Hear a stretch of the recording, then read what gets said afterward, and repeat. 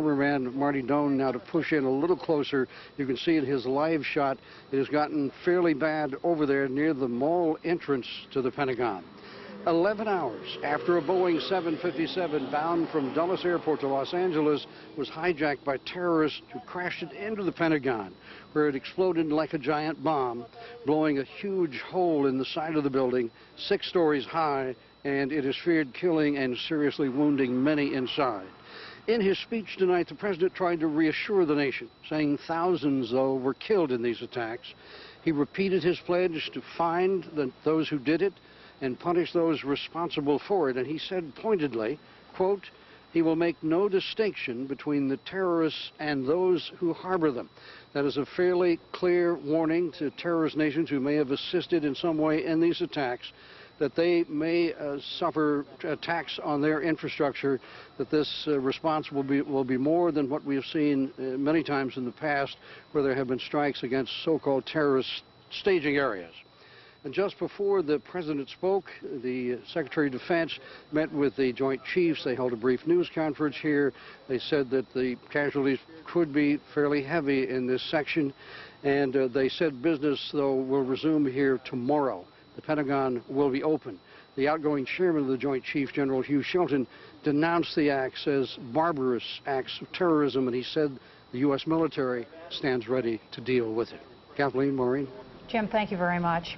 Now, the Army has set up a hotline, we understand, to have people call so that they can account for all of the workers at the Pentagon. So if you were assigned to the Pentagon, they ask you to call one of these 2 numbers, 1-800-984-8523 or 703-428-0002. Now, again, this hotline is not for the public to call with questions. This is only for Army personnel who are assigned to the Pentagon or for family members of those personnel who are looking for information about their loved ones who work for the Army and the Pentagon.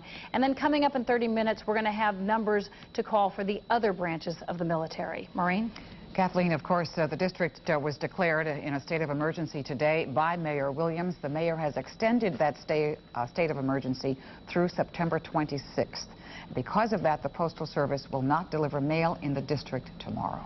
And it will not quite be business as usual for local schools. We have a lot of school closings that have come to us just in the last half hour, beginning with Anne Arundel County schools, also Beauvoir, a private school in the district, Calverton School. All D.C. public schools will be closed tomorrow. Falls Church City schools will be closed. All Fairfax County and all Montgomery County schools will be closed. Also closed National Cathedral School, Potomac School, Prince George's County Schools, Prince William County Schools, St. Stephen's and St. Agnes School, and St. Albans School. We're going to rejoin ABC News now in progress. Meanwhile, we'll be back in another half hour with an update. Thanks for joining us. Symbols of New York, the World Trade Center towers, are simply gone. Diane Sawyer giving us what it was like, at least from a distance, because we've all been at a distance from this, what it was like in those first moments. Now let's look at it from another perspective, because ABC's Lisa Stark, who covers aviation for us, as we've said several times today, is able, I think, to take you there, Lisa? I am, Peter. Lisa's in Seattle today, where she's been out at the Boeing company. It was Boeing jets, Boeing equipment, 757s and 767s involved. Why don't you just walk us through what you and we now know about how this unfolded from the point of view of the hijackers? All right, I will, but Peter, I want to give you a little bit of new information first, if I may. There's a meeting going on, we understand, between the Federal Aviation Administration and the major carriers at this point. They are trying to determine how they might be able to get air service back up and going again tomorrow, what steps would need to be taken. We do understand from a number of sources that one of the things they are considering is a resumption of the Air Marshal program. That would be armed air marshals that would actually fly on a number of flights. Now, that happens now in the United States, but it's a very small percentage of flights. It's unclear whether they would ramp up to every flight. That seems unlikely. But whether they are considering whether they would put air marshals on a number of flights as a precaution throughout the United States. One of the options that they are talking about. Okay, just before you go to your chronology then, let me remind people that what you mean by air service back up is because hundreds of airplanes and thousands of passengers. An extraordinary job of air traffic control and pilots getting planes safely on the ground when the FAA decided everybody should land at the nearest possible airport, many of which are in Canada. And so there are thousands of people stranded far away from home tonight, safe, but when you refer to air service being got back up again, you basically mean getting the nation's air communication systems back up and running. Absolutely. There's a national ground stop throughout the United States until at least noon tomorrow. It's going to be a massive task to get the system up and running, and obviously the main concern is to do it safely, to make sure that we don't have a repeat of the horrible events that we saw today. So there are security issues that are paramount, and there are also simply operational issues. How do you sort of turn the switch back on and get as many as 40,000 flights every day in the United States back in the air? And those discussions about that are underway right now, we understand. We'll all follow that one. Now take us, if you would, through the movement of the aircraft which were ultimately and fatally involved. What we know is that American Airlines Flight 11 was the first plane involved. That was the plane, a 767, en route from Boston's Logan Airport to Los Angeles. The plane took off shortly after 8 o'clock, we understand. About a half hour into the flight, it made a sharp left turn down towards New York. There were massive changes in airspeed apparently at that time. As the plane then headed toward Manhattan, it slowed and slammed into the World Trade Tower. It had been in the air about 45 minutes. Now, at the same time this was going on, there was a United Airlines 767, Flight 175, also from Boston to Los Angeles. It also was in the air, taken over by hijackers. That plane made a turn towards New Jersey, then made virtually a U-turn and came up toward the Trade Tower from the south, came over Staten Island. It slammed into the second Trade Tower. It had also been in the air about 45 minutes. Now, before any of these planes actually hit the World Trade Center, a third plane, a United Airlines 757, American Airlines American Airlines 757, it was Flight 77 from Dulles, had taken off. It was bound for Los Angeles as well. We don't know much about the flight path of that plane. We believe it was in the air about 1 hour before it hit the Pentagon. Then we have the fourth plane, United Flight 93, another 757, en route from Newark to San Francisco. We are unclear about the departure time. We have some conflicting information about that, whether it was close to 8 o'clock or closer to 8:45. It did depart Newark Airport. It appears that hijackers may have taken control of the plane over Cleveland. That is when it suddenly made a turn back toward the east. We also understand that sometime at that point, someone from the cockpit called the FAA and requested a change in flight plan. They said, we're not going to San Francisco. We want to go to Washington, D.C., to DCA, which is National Airport. It's unclear whether there was another Washington target, perhaps, that this plane was aiming for. Either way, it didn't make it all the way to Washington. It crashed in Pennsylvania. A total of 266 passengers and crew on all four of these planes. The toll could have been even much, much worse on the jetliners because they were very lightly filled. They can hold anywhere from 185 to 250 people. The most crowded plane had 90 passengers and crew members on it. Peter, we also want to mention, if we can, that as this was unfolding, people on board these planes were able to communicate what was going on. We know some details about that. We know on Flight 11, that was the American Airlines flight, the first one that hit the World Trade Tower, a flight attendant was able to call the American Airlines Operations Center. The flight attendant informed them that a number of flight attendants had been stabbed and that the perpetrators had stormed the cockpit. She was also able to tell them, apparently, the seat number of at least one of the hijackers. She was able to give them that information. We also know that there were some cell phone calls from at least 2 of the other planes. There was a cell phone call, as you have reported earlier, from the plane that slammed into the Pentagon, a woman calling her husband, saying that these hijackers were on board, that they had box cutters, those sorts of knives, and they had herded all of the passengers into the back of the plane. And we understand there was also a cell phone call on the United 175 flight. That was the other flight that hit the World Trade Tower. Apparently, a son on that plane called his father from his cell phone and also said there were hijackers on board with knives. So we do know that as the events were unfolding, what was going on 30,000 feet above the United States was being communicated. Of course, unfortunately, there was nothing the people on the ground could do about any of this except watch in horror as these planes ended up where they ended up. Well, thanks very much, Lisa Stark, who has given a very clear picture many times today on what precisely happened, or at least as much as we know of what happened. Thank you.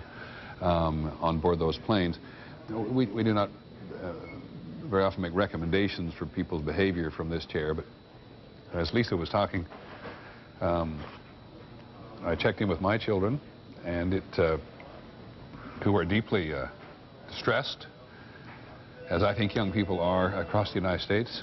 And so if you're a parent, you got a kid in some other part of the country, call them up, exchange observations. People have been getting onto sites on the web, which is a very good, vigorous way for people, very good way for people to communicate. Some of the things people have been telling us at ABC News, at abcnews.com, after today, nothing changes. Sorry, everything changes. Nothing will ever be the same. The way you've lived your life, enjoyed your freedom, your very personal expression, it all changes after today. From someone else, only a month ago, I laid on a bench outside the World Trade Center and marveled at what man could create, looking up at those 110 stories, and now I stare in disbelief at what man can take away. I want retribution, said one person to abcnews.com, and that's a sentiment that has been widely, deeply expressed in the heart of the political establishment in Washington and by people in every walk of life across the country. And as George Stephanopoulos and Leon Panetta, the former White House Chief of Staff, have made very clear, and the President clearly knows already, one of the things the President has to do is be patient and understand who it is who did this before the country can do anything by way of retaliation. Here's a slightly chilling one. If they can pull off an act like this, they are certainly capable of eventually sending nuclear weapons this way. And this is very interesting. How can people keep calling it the modern Pearl Harbor? At least we knew who we were up against back then. Of course, the attack on Pearl Harbor by the Japanese was a surprise to a great many Americans in the middle of afternoon ball games. This is the first time today that Major League Baseball has ever canceled all its games since D-Day, the invasion of Normandy in World War II. And one of the enormously frustrating things for the intelligence establishment, for the political establishment, for all of us in the country today, not to mention anyone else in the world who was a friend of the United States, perhaps even a foe, is to understand who it was who actually did this. And the reverberations from this are indeed global. Air traffic, we already know, listening to Lisa Stark and our own reporting earlier today, is snarled around the world, especially in Europe. The impact of what happens there in terms of transportation and commerce. The stock exchange was closed today. It all has an effect somewhere else. Any place there is a proposed mass gathering, in many parts of the world, they are rethinking it. In Germany, they have now canceled the Frankfurt car show, which is one of the biggest car shows, if not the biggest car show in the world. There's some consideration to canceling the Oktoberfest, the great beer and culture festival in Munich, in Germany. France has called a general security alert, and I'm just told that Ted Koppel is with us in London live. Ted has been in London and now can go even further than that, please, Ted, on telling us what's happened in Europe and as much as you know elsewhere. Well, I must tell you, Peter, I've spent the better part of this day trying to get from where I was, which about 12 hours ago was in Italy, to where you are. And as you well know, and as you've been reporting for much of the day, getting into the United States from overseas is a very difficult task indeed. But it's just about, what time is it here? 2:15 in the morning here in London. And some of the early editions of the newspapers have come through, and I thought you might like to take a look at them. Let me hold them up. There's not a great deal that differentiates the tabloids today from the more serious newspapers. You can see it: Apocalypse, New York, September 11th, says the Daily Mail. Declaration of war, says the Daily Express. And then this one, which perhaps goes farther than it might: is this the end of the world, from the Daily Star? And so it goes. The Mirror, war on the world. The Sun, the day that changed the world. And now one of the more serious newspapers, The Independent, and again the same horrific pictures that we have been seeing all day long. And The Independent says, Doomsday America, the times of London when war came to America. And so it has gone. And I must tell you, Peter, the only thing I can tell you is, as you know, when we're overseas, American tourists tend to turn to folks like us, expecting that we know something. I'm afraid I knew less than they did. It was some other tourists who informed me earlier in the day of what had happened, and I went rushing back to my hotel room and packed while I was watching the television scenes that you have been reporting on all day. And all I can tell you is that this was a day when, as soon as people found out you were an American, they turned to you with expressions of grief, expressions of horror, expressions of outrage, and an offer to do anything they could do to help, which in my case meant getting a little bit closer to New York or Washington. Peter? Ted, have you managed, I totally sympathize with what you've gone through today, and as bad as a day it is for many Americans, I understand what you mean when you say it's been a good day to be reminded that people around the world admire and sympathize with Americans, suffer with it. Can you give us some sense, if you have any whatsoever, just from looking at the reporting there, as to how governments are responding as well as individuals? Well, again, Peter, and you've been in this situation often enough to be sympathetic to it. I literally just landed in London. We had to charter from Paris to get over here because flying into Heathrow wasn't that easy, especially at this time of night. And have only landed now and been reading the wires in the car coming in. And I do know that Tony Blair has expressed strong condemnation and, of course, a sense of oneness with the United States. Perhaps, Peter, the most interesting thing that I've heard, and just read a little bit of a transcript of a television newscast that came out of Tehran earlier this evening, is that the Iranian president, Khatami, is quoted by Iranian anchors earlier this evening as expressing his outrage and offering to help in any way that he can against this form of worldwide terrorism. Coming from Iran, that is quite remarkable, as I'm sure you know. I do indeed, though perhaps a little more understandable coming from President Khatami, who is regarded as the president of Iran, who, as you well know, is trying to move the country closer to some kind of sense of democratic representation than others in the country are willing him to do. But I think we've all known for a long time that sometimes elements within the Iranian political establishment, or on the edges of the political establishment, operate in ways that other parts of the political establishment are not aware of. At any rate, I won't... Right. But no, go ahead, Peter. No, I was just going to say, I don't want to impose on you anymore, because I know you want to, I know, like anybody else arriving on scene, you want to sit down and get as much as you can. So please come back to us at any time that you want. You want to add something now? Just one thing, and I realize compared to what everyone has been going through in the United States today, and especially the citizens of New York and Washington, this seems like a small thing, but I'm sure it was reflected today thousands, if not tens of thousands of times. Being overseas and picking up the phone, I've got 3 youngsters, as you know, who live in New York City.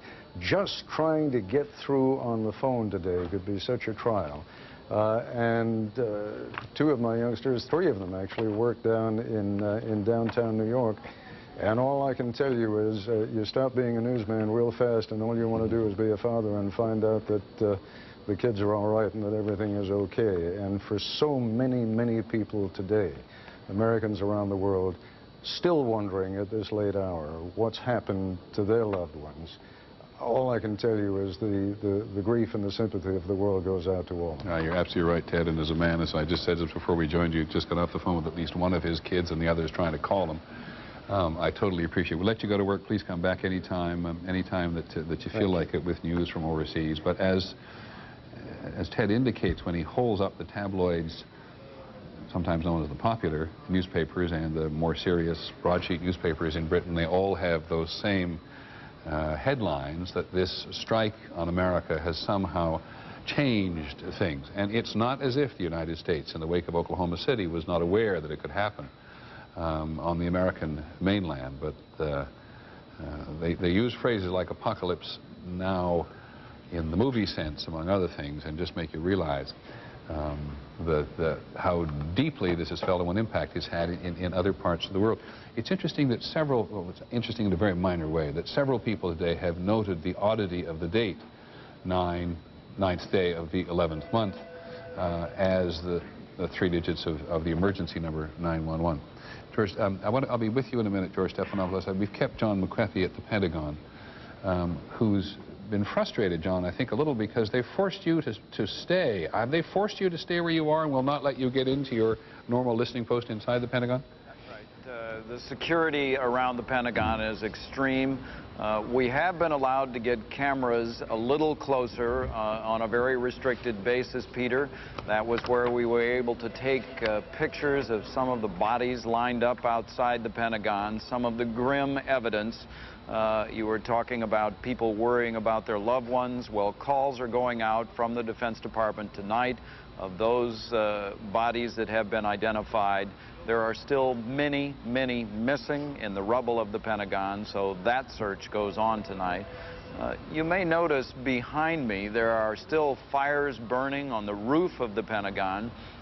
They have been struggling all day to put out these fires, and they have moved along the rim of the Defense Department, and they break through. The firemen go up on the roof in very heroic efforts. They break through the roof.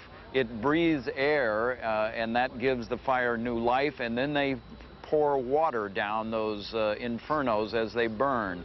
So the fight is still continuing here at the Pentagon to try and bring the fires under control so they can go after those people who are still trapped in the rubble. John, we're looking at a second graphic. We had one earlier today which appeared to show that the depth or the width of the tragedy, not to mention the depth into that inner courtyard. And you described the great gash across the building as being, I think, about 200 feet wide. Is my sense tonight that fire has spread to places where you didn't anticipate it was going to spread earlier in the day? There are fires that have spread along air ducts and along the very top attic section of the Pentagon, well beyond where the actual gash was. But Peter, the destruction, as the plane hit the Pentagon at an oblique angle, it dumped some of the fuel, apparently, in an explosive blast in one direction, and the damage is far, far worse on one side of the gash on the Pentagon than it is on the other. And it looks to be the side on the right to our eye here. Am I right about that? Looked at from your perspective? That's okay. correct. John McCarthy, thank you very much indeed again. We're going to stay in the Washington area now because Claire Shipman, the House Intelligence Committee has just had a briefing, and I believe that Claire, you've managed to get a briefing from someone in the Intelligence Committee to tell us what went on. News. Hang on a sec, we can't hear you. Can you hear me now? I can, now go ahead. All right, sorry, trouble with my sound tonight. What we were told from Democratic and Republican leadership sources on Capitol Hill is that they had a briefing, an intelligence briefing, a little bit earlier today from members of the intelligence community, including the CIA, and that they were told, quote, the CIA had some hard facts, and of course this won't surprise you, that were pointing to Osama bin Laden. In fact, the source told me they were surprised how blunt the CIA was with them at this point. We've also been told, it's interesting, Peter, even in the midst of all of this tragedy today, that there was a little bit of grumbling in Washington. Some members of Congress frustrated that they weren't hearing from the president, that the president wasn't back in Washington. But the leadership says that they absolutely understand why the president was traveling around the country today, and that they have the scene we saw on Capitol Hill earlier of bipartisanship was not an act, that it's very genuine. The leadership was briefed 4 times by Vice President Cheney earlier today. They didn't hear from Bush directly, but they were very happy with what they heard from him tonight. They're planning to convene tomorrow to pass a piece of legislation condemning all of the terror, and then it's not clear whether or not they're going to stay in session. They're trying to decide how much sense that makes and how appropriate it is. Okay, thanks very much, Claire. We'll come back. We'll come back to you as the evening wears on. I know there are people in the country who will express this sentiment, so I express it as much on behalf of other people. We believe at this point we knew absolutely nothing in advance, and we've said that several, if not several dozen times today, and here we are within minutes, I shouldn't take that back, within hours of an incident involving terrorists about which we've heard much, not much throughout the day, and already we have someone in the Intelligence Committee, or maybe it's through a member of Congress, pointing the finger at Osama bin Laden. I'll turn to George Stephanopoulos to talk about this a little bit, and then perhaps to talk to our defense analysis in Washington in just a moment. Tony, the skeptics just say, oh, they point the finger at Osama bin Laden. Because it's easy, and we need a face. Exactly. We need a face. We need someone to demonize. And someone to blame, and someone to demonize, and someone to attack. And I think there'll probably be some grumbling from the Central Intelligence Agency and others in the intelligence community that information like this was frankly leaked out of the House Intelligence Committee or out of the Congress, because that's one of their big complaints consistently with the Congress. Is one of the reasons we can't trust the Intelligence Committee with this information is because the minute we talk about it, it gets out in the public domain. But I do think it does speak to something that we'll see happening in the coming days. Before you go on to the coming days, I apologize. Don't want to hold you up except this. Do you think, from your experiences in government, that there is a tendency to blame Osama bin Laden even when there is not necessarily any basis on which to precisely point the finger at him? I don't mean that Osama bin Laden gave money to someone in the country, but within hours of this, we're beginning to point at the same man we point to in almost every instance. I would say a tendency to find a specific target that you can blame as quickly as possible, not necessarily Osama bin Laden. But I remember very well in early 1993, after former President Bush, there was an assassination attempt against him. Right. The FBI and the CIA spent several weeks trying to find out who was responsible. They finally did identify people, but there was an awful lot of pressure from the people on the ground, especially to say, yes, yes, yes, we have it. And you felt that a lot of people further back in Washington were saying, are you sure? Yeah, I think the public is pretty actually wise about this now, because we've been through so many experiences where we thought it was Iran, and maybe it turned out to be Libya. We thought it turned out to be Libya, and then the suspect was Syria, and it turned out to be Palestine. Thought it was Palestinians, and it turned out to be an American. And one other thing, not to discount, Peter, I'm not suggesting this is happening in this case, but you always have to be careful. Those who are doing the briefings may have an agenda of their own within the government trying to build pressure for an action they want. Now, you were going to, before you go on to your other point, Claire Shipman mentioned that they were going to pass legislation tomorrow, which will be national legislation respectful of the day. And support for the president. And support for the president and support for the various government agencies. There's very quickly going to be a demand and request for doing something more than already, and money. For much more. And whenever you have these kinds of terrorist acts, whether it was Oklahoma City or the assassination attempt on President Bush or the Khobar Towers Congress acts, remember, after TWA Flight 800, we first got those questions that were asked of every air passenger. Have your bags been with you at all times? And has anyone else, have they ever been out of your sight? That was never asked before. You'll see something far more stringent, I would guess, coming out of Congress now. Far more attempts after the Oklahoma City bombing. There were attempts to increase the FBI's wiretapping capabilities and tracing gunpowder and other kinds of ammunition, and also after Al-Khobar, more money for intelligence. You'll see that coming out of the Congress. But you make a very good point, and we discussed it a little earlier today. I've forgotten, I think it was James Wills that we began talking to, and pointing out that how important it is for Americans at the moment to appreciate freedoms in the country. And I think it was somebody very early in the day who quoted Edmund Burke when he talked about ordered liberty, because there will be pressure in some communities in pursuit of international terrorism to make it tougher for Americans to enjoy all of their freedoms. Do you believe that? No question about it. After Oklahoma City, there was even an attempt to start to catalog these domestic militias in a way that we would have never done before that, and that was something, there was an outcry at the time, but I would suspect that after something like this, people will say, we're willing to sacrifice some liberties in order to get the security. Okay, thanks, George.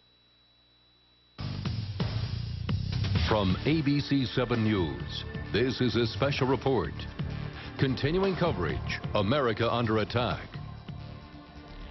Good evening. I'm Maureen Bunyan with Kathleen Matthews at ABC 7 News. All evening long, we've been trying to keep you up to date on the local implications and the local effect of these horrific events that have taken place in New York and also here in Washington at the Pentagon today. Now, while many government buildings will be reopening tomorrow, that is not the case for many of our public schools. We want to bring you up to date on that situation because I know you and your children are interested in this. D.C. public and charter schools will be closed again tomorrow. In Maryland, Anne Arundel, Montgomery County and Prince George's County schools all will be closed. Here's the situation in Virginia. Closed tomorrow will be Fairfax County schools, Falls Church schools, Fauquier County schools, Loudoun County schools, Manassas Park schools, and Prince William County schools. And some information for you on the mass transit situation in the area. Metro Rail will be open tomorrow, but the Pentagon and National Airport stations remain closed. Metro buses that normally serve Pentagon Metro Rail Station will instead be staged at the Pentagon City Station. ABC 7 News reporter Susan Roberts is live tonight at the Dulles Airport Marriott. Of course, Dulles is where the American Airlines flight that ultimately crashed into the Pentagon originated. Susan, tell us what the scene is there tonight. Well, Kathleen, basically this area has just been a hub for the press. We have seen a lot of passengers that were stranded here. People trying to get in and out of Dulles have had to just camp out here overnight, about 85 to 90. Originally, this was set up, though, actually for the victims' family members. We are told by American Airlines support personnel as well as the Red Cross that they've only seen about 10 of the family members of some of the 58 passengers that were on that American Airlines flight number 77 bound for Los Angeles that actually crashed in the Pentagon. Now, earlier today at the airport, it was just basically a ghost town except for a few FBI members that came over late in the day. They came through, swept around with a few dogs, looked in some trash cans, tried to gather any kind of clues as to what might have happened and how this airplane actually crashed. Right now, we're just getting a sense that the Red Cross and American Airlines just wants to make a point, wants those family members to know that they are based here, that they can come here for support. They believe right now, just initial reports coming in, that only actually 20 of these victims' family members are based here in the Virginia area. So they're expecting maybe 10 more, if that at all, tonight. So that's basically the scene here right now. We did speak with a priest earlier. He described a very, very somber scene in the center tonight where they are holding prayers and a nice vigil for all those family members out there. We hope to have more for you a little bit later on ABC 7 News. We're live in Fairfax County. I'm Susan Roberts, ABC 7. Kathleen? Somber scene. Susan, thank you very much. We are going back to the Pentagon for a live picture of the rescue efforts there. The fire is still continuing at the Pentagon. Pentagon officials have begun to notify families of the victims of this horrible situation, of this tragedy. Also, we've learned that rescue teams are traveling overnight to Washington to help in the recovery of bodies at the Pentagon, and those rescue teams are coming in from Nashville and Virginia Beach. We want to give you some numbers for family members. If you're personnel with the Army and you want to get information or you'd like to report in to say that you're safe, here's the number to call, 1-800-984-8523, or a second number is 703-428-0002. Again, they'd like to hear from all Army personnel who do work at the Pentagon so they can get an accounting of their personnel. And we also have some numbers for you from the Navy and the Marine Corps. The number to call for them is 1-877-663-6772.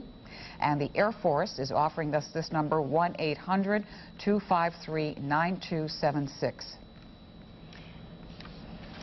And of course, those numbers are for you to report in that you're safe and also to find out about the status of your family members who may be in the Pentagon. We go back now to ABC News.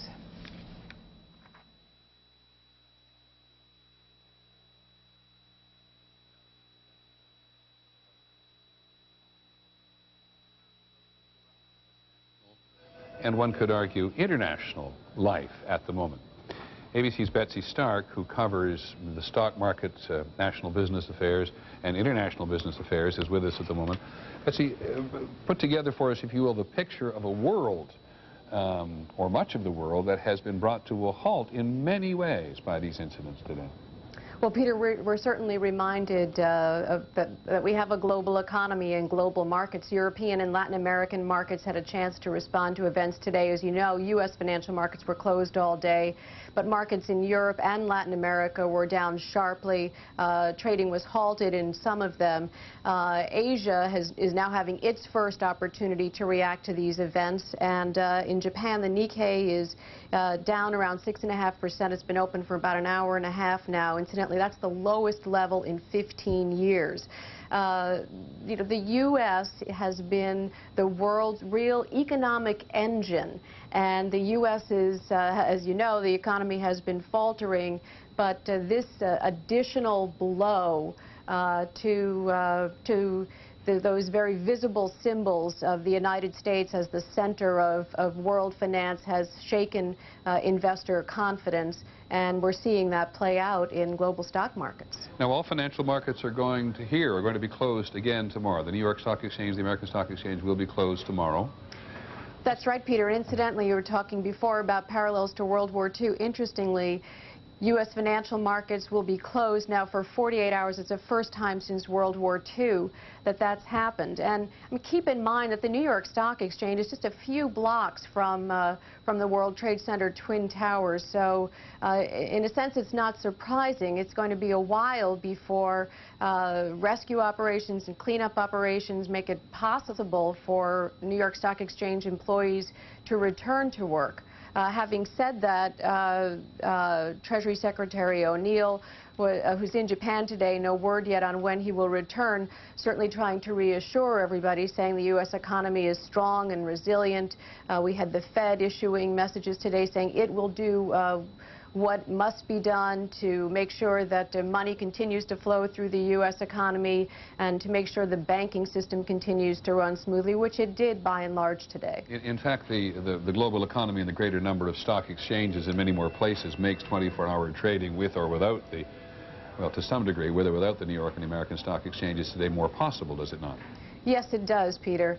You know, one other thing I wanted to mention to you is there were economists talking today about the possibility that this might be the straw that breaks the camel's back, that this might be the event that tips the U.S. economy into recession. I mean, think about it. When markets don't trade, when planes don't fly, when businesses shut down, as we saw so many do today, when malls close, that's a drag on the U.S. economy. People aren't out there spending, and when you've got an economy that's growing at a snail's pace, those kinds of, that kind of slowdown in the economy just for a period of days has the potential to push an economy teetering on recession over the brink.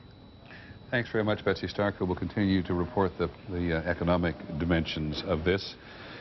You know that so many, largely depending on where you live, I guess, that many of the government and both federal and state offices around the country are closed today. Ironically, the Texas governor granted a 30-day stay to an inmate who faced execution tonight after the worst terror attack in American history, at least on American soil. In Georgia and in many other states around the country, the legislatures ceased doing business if they were in session at the time.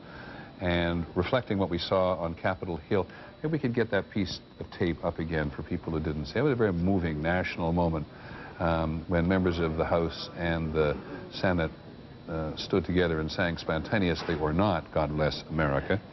The Emmy Awards, television's highest awards, which were scheduled for Sunday, next Sunday, have been postponed immediately, and so have another series of awards. There's a whole list of everything that has been postponed or delayed. And when Betsy Stark talks about the Treasury Secretary Paul O'Neill, who's been saying to the country and the world for the last couple of days, as has the President, that he expects the economy to come back by the end of the year, it is part of an important psychological process as well as a business one to say to the rest of the world, as Senator Tom Daschle did when he talked about Congress will be open for business tomorrow. And that has been reasserted as a government theme at both the state and the federal level throughout the day. And so this scene on the steps of the Capitol building tonight, just as the sun was going down, was very, very moving. From the mountains to the prairie,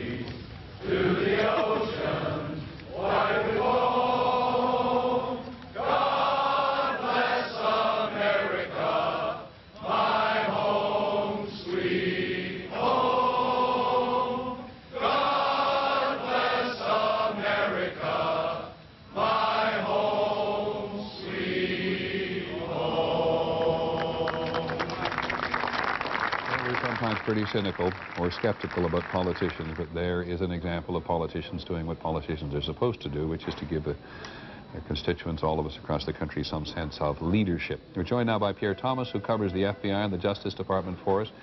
And Pierre, it's early days, but I gather they've got the tiniest direction to go, at least in one of the investigations. Yes, Peter, we're being told by sources that the FBI has begun to execute a number of search warrants, including in the state of Florida. My source will not give me additional information at this particular time. He emphasizes that it is at the very earliest stages of the investigation. This may turn out to be nothing, but the search warrants being executed are based on the passenger manifest. They have taken some of the names off of the manifest, and they're going to search some of the homes to find if additional clues. So these are people we believe, or at least we believe the FBI believes, are living in the United States? Absolutely. These are some of the names that came up on the passenger manifest. They are going to their homes, conducting searches, looking for paper, any kind of information that might lead to answers to why this happened. We do believe, Pierre, I think from earlier, that one of the stewardesses, one of the flight attendants, my apologies to stewardess, flight attendant, a flight attendant on the American Airlines flight was able to communicate to her base or to somebody else which seat one of the terrorists was sitting in. Does this contribute to the investigation now? It does, Peter, and a number of sources told me tonight that a number of passengers and flight attendants were able to dial 911 and also reach some of their relatives. And they describe a pretty horrific scene, scenes of people being attacked, in some cases being stabbed. And one source said he could only imagine the horror of what was going on some of those planes. Okay, Pierre, thanks very much. Pierre Thomas, who covers the FBI and the Justice Department, who says it's moving, at least in terms of the investigation, and we've known since the last 12 hours of this massive coming together of intelligence operation. And John McCarthy, let me ask you